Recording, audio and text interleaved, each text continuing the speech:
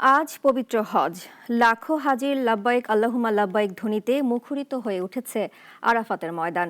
মসজিদে নামিরায় দেয়া খুতবায় মসজিদুল হারামের ইমাম শায়খ ডক্টর সালে আল হুমাইদ মুসলমানদের পরস্পরের মধ্যে ঐক্য ও সংহতির ডাক দিয়েছেন।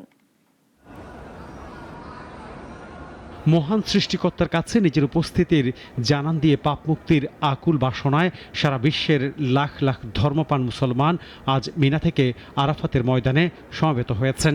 লাব্বাইক ধ্বনিতে মুখরিত হচ্ছে পবিত্র আরাফাতের ময়দান। সূর্যোদয় থেকে সূর্যাস্ত পর্যন্ত সেখানে অবস্থান করবেন হাজিরা। কেউ পাহাড়ের কাছে, কেউ সুবিধাজনক জায়গায় বসে ইবাদত করছেন।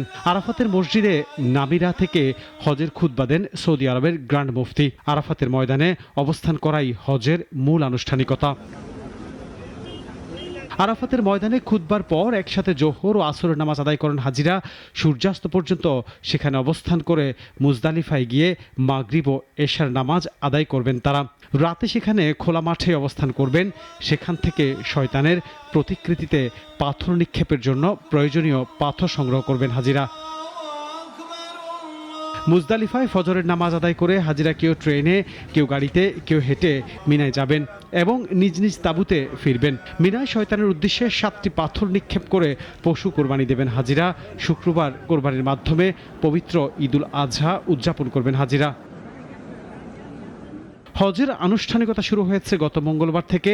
ওই রাত থেকে শুরু করে বুধবার দুপুরের মধ্যে ধাপে ধাপে হজযাত্রীরা মিনায় পৌঁছান।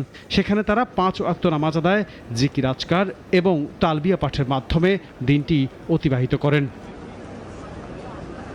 আনোয়ার হোসেন, নাগরিক। ওয়ালটন আবারও মিলিনিয়ার অফারে ওয়ালটন ফ্রিজ কিনে আপনিও হয়ে যেতে পারেন মিলিয়নিয়ার।